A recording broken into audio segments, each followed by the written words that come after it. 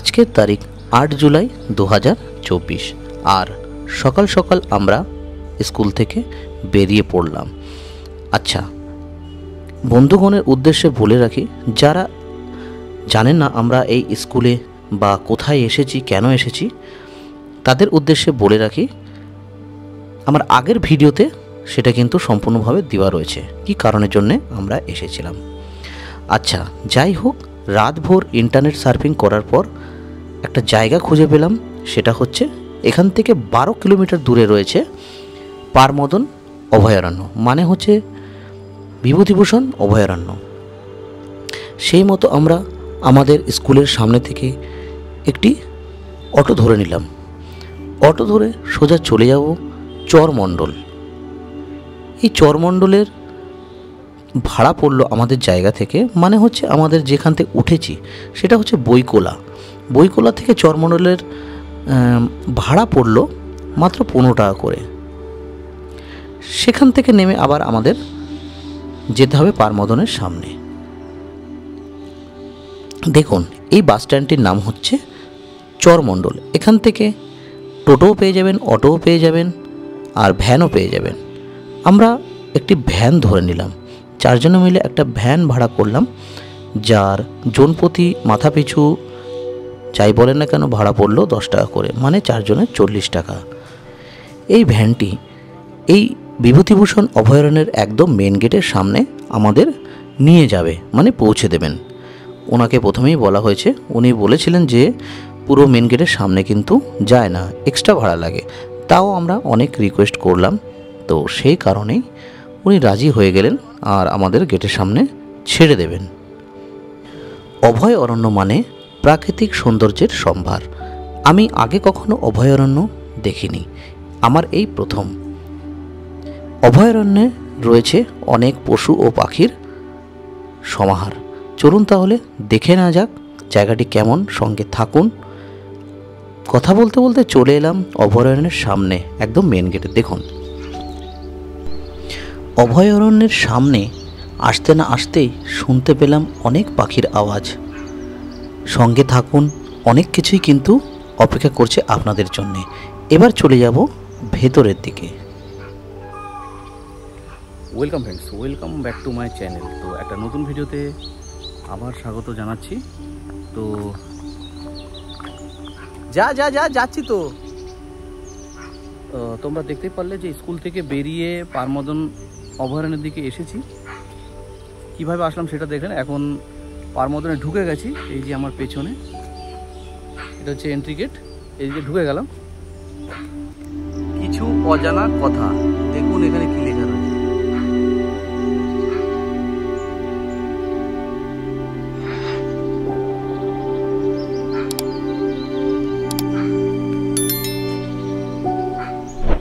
পুরো নিঝুম জায়গা দেখুন।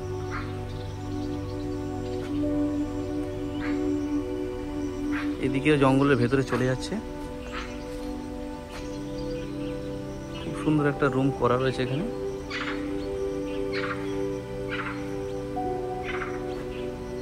এখানে বিভূতিভূষণ বন্দ্যোপাধ্যায় সম্পর্কে অনেক কিছু লেখা রয়েছে।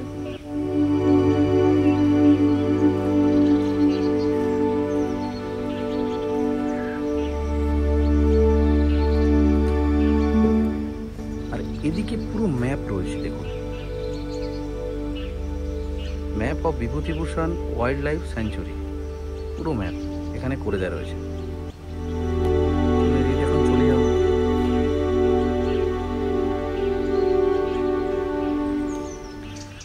আচ্ছা, কিছু দূর এগোতেই দেখা যাচ্ছে বাঁদিকে কিন্তু একটা পাখিরালয় রয়েছে। দেখুন কত বড়,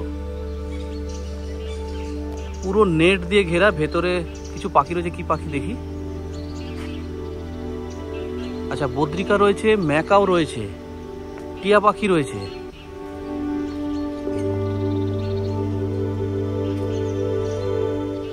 দেখুন এখানে টিয়া পাখি কতগুলো রয়েছে।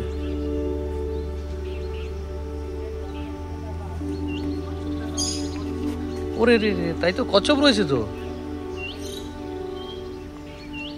সামনেটা পুরো কাঁচ, পুরো পরিষ্কার, তার উপর থেকে ওখান থেকে জাল দেওয়া। আর ওখানে ছোট ছোট পাখির খাঁচা করা রয়েছে, ওখানে বাবা এখানে কচ্ছপও রয়েছে। দেখুন কত সুন্দর ছোট ছোট কচ্ছপ।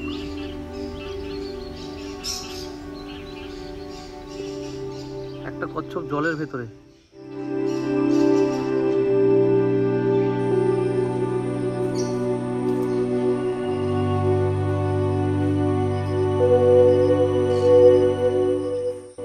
আচ্ছা, ওই পাখিটা হচ্ছে একটা পাহাড়ি টিয়া।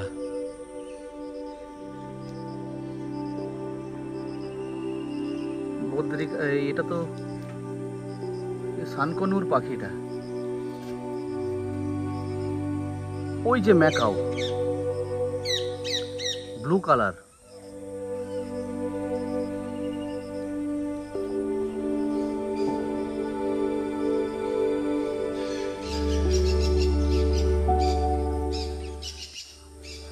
আচ্ছা, ওই যে পাহাড়ি টিয়া, ককটেল বা কোকাটেল যাই বলবেন, পুরো গা দিয়ে যে পাহাড়ি টিয়া।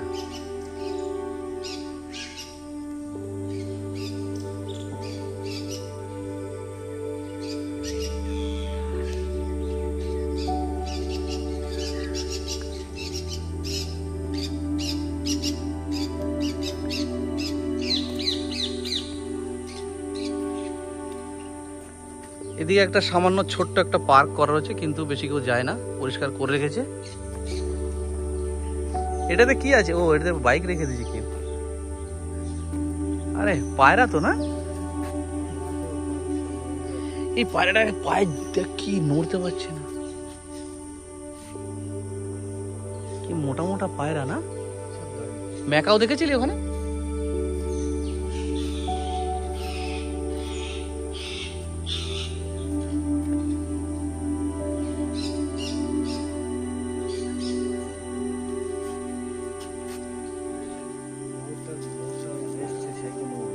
উপরে চল যাই, দেখা যাবে না?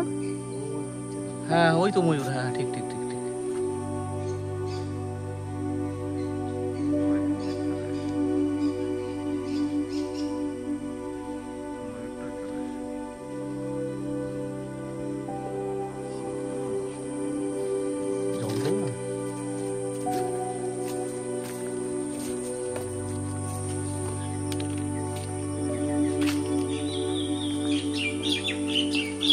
আচ্ছা, এই খাঁচাটাতে রয়েছে ময়ূর। ওহ, কি সুন্দর লাগছে। এই এত কাছ থেকে ময়ূর দেখেছিস? এত কাছ থেকে?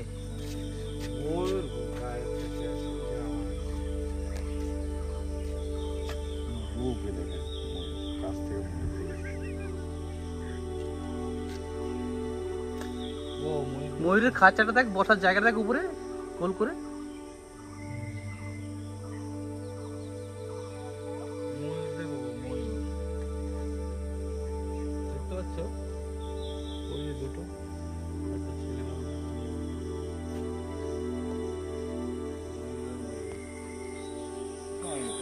আচ্ছা, এই দিকে আসলে আপনারা একটা রেস্ট হাউস দেখতে পারবেন, ফরেস্ট ডিপার্টমেন্টের পারমদন ফরেস্ট রেস্ট হাউস। এবারে আমরা অভয়ারণ্যের অনেক ভেতরে প্রবেশ করব। এই ডান দিকে যে জাল দেওয়া, এর ভেতরে হরিণের প্রজনন করা হয়। আপনাদের সঙ্গে আর একটা কথা শেয়ার করি। অ্যাকচুয়ালি এই অভয়ারণ্য কিন্তু হরিণের প্রজনন কেন্দ্র। এখানে মনে হয় একটা ওয়াচ টাওয়ার আছে নীল কালারের। এদিক দিয়ে আবার বেরোনো যায়। পশু পাখিকে বিরক্ত করবেন না ও খাবার দেবেন না।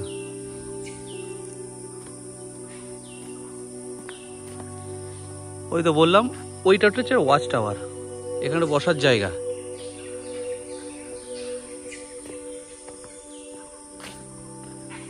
আচ্ছা, আর একটা কথা বলে রাখি, আপনার জঙ্গলের মধ্যে যখন আসেন অবশ্যই জুতো পরে আসবেন, কারণ হচ্ছে সাপ বা অন্য পোকামাকড় কিন্তু প্রচণ্ড এখানে রয়েছে। এতক্ষণ পর্যন্ত এই অভয়ারণ্য আমাদের কাছে খুবই সুন্দর লাগছিল, কিন্তু যত এর গভীরে আমরা প্রবেশ করছিলাম ততই ভয়ঙ্কর লাগছিল।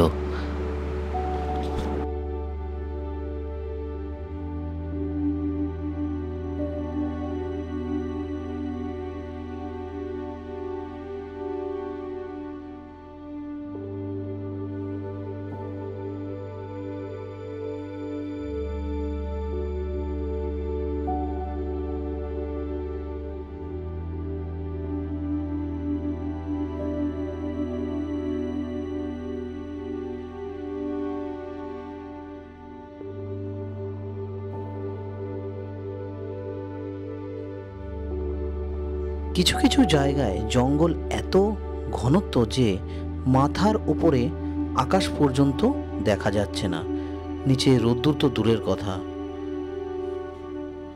এত সুন্দর একটা প্রাকৃতিক পরিবেশ এই ওয়েস্ট বেঙ্গলে রয়েছে, ভাবা যায় না।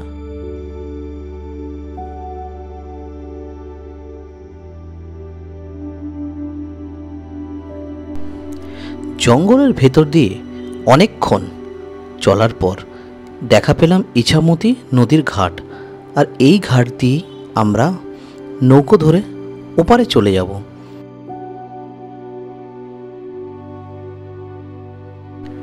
কারণ ওপারে রয়েছে ইংরেজ আমলে তৈরি একটি নীলকুঠি, তার ধ্বংসাবশেষই বেঁচে রয়েছে, সেটাই দেখতে যাব। বলছি ওই যে ওইদিকে পুরো নৌকা বোটগুলো, ছোট ছোট বোটগুলো রাখা,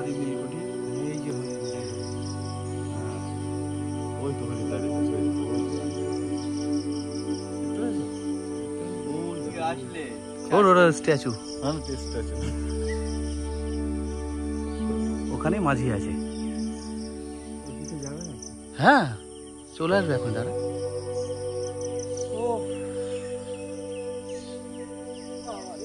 এটা ইছামতি নদী নাকি?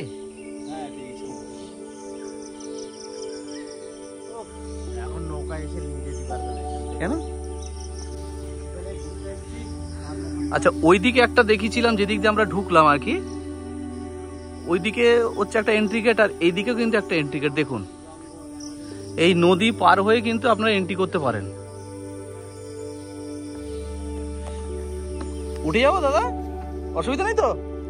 পড়ে যাবে না তো? এই তো এই একদিকে ওইভাবে বলিস না, পড়ে যাবি তো।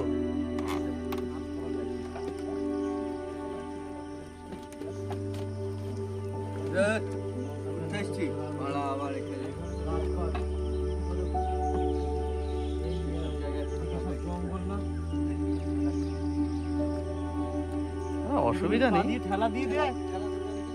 আরে বাবা যদি পড়ে যায় সেই জন্য আমি আর দিলাম না।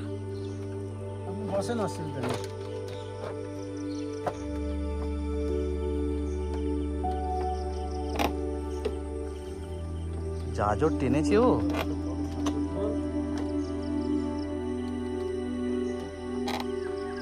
পড়ে যাবে না দাদা?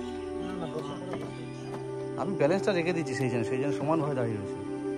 না ও এদিকে আসলে একটুখানি আগে আসো, 2 মিনিট। আমি নৌকা মাছি, সেই মাঝে মাঝখানে ঘুরে মাছ হয়। হ্যাঁ মাছ হবে।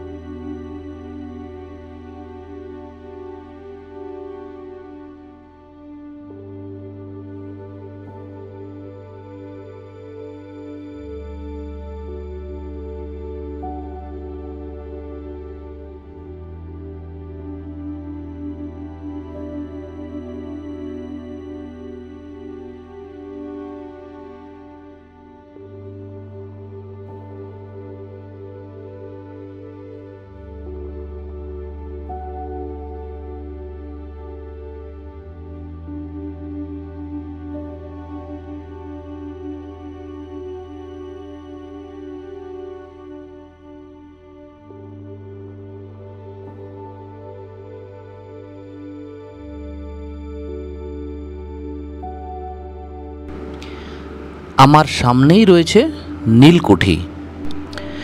আচ্ছা, দর্শকদের উদ্দেশ্যে এই নীলকুঠি কোথায় অবস্থিত সেটা একটু বলে দিই।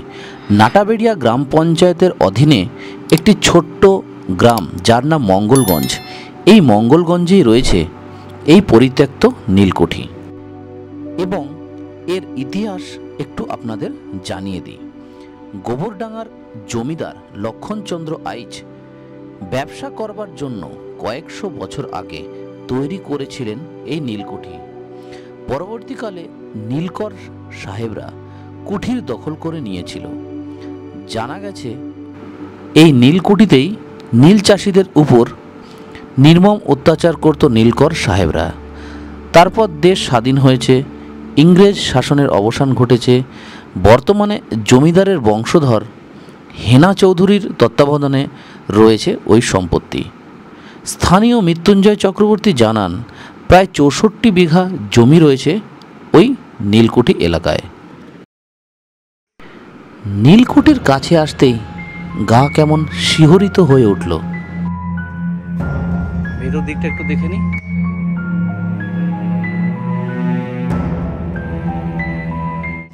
ওদিকটা দেখা যাচ্ছে পুরো ভেঙে গেছে, উপর দিকটা।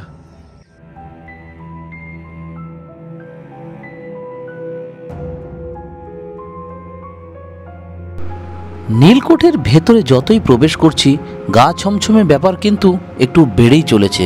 জানি না কেন, কিছু ঠিক লাগছে না, কেমন যেন একটু শরীরটা ভারী ভারীও লাগছে, জানি না কেন।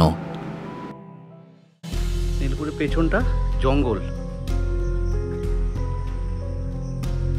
জায়গাটা দেখুন।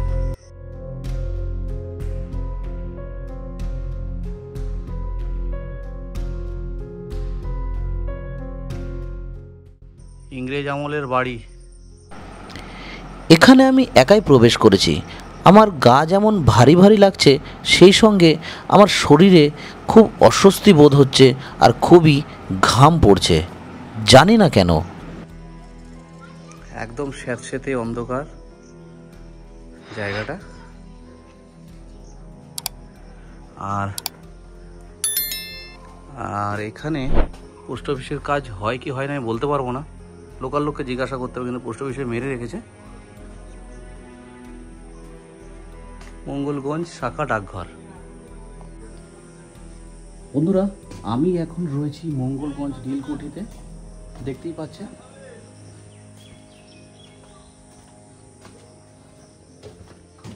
দেয়ালের গুলো দেখুন, পুরো কিচ্ছু নেই, পুরো আগেকার দিনে সেই ইংরেজ আমলের ইট।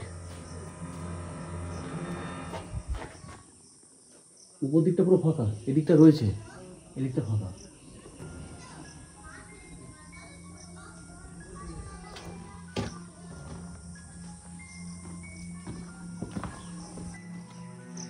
একটু ভেতরে ঢুকলাম, এই দরজার হাইটটা দেখুন কত ছোট, 5 থেকে 7 ফিট মতো হবে, এটা 6 6.5 ফিট। দেখুন কত ছোট ছোট দরজাগুলো।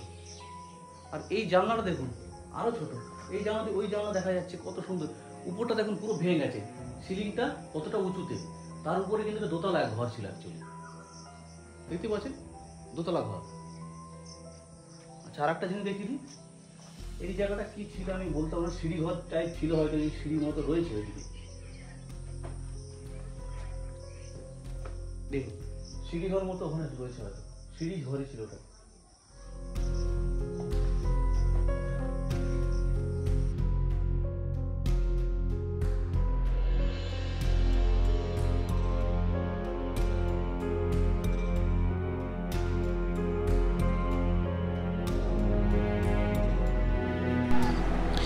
নীলকুঠির ভেতরে প্রচণ্ড অস্বস্তি বোধ হচ্ছিল, সেই কারণে তাড়াতাড়ি আমি সেখান থেকে বেরিয়ে চায়ের দোকানে চলে এলাম।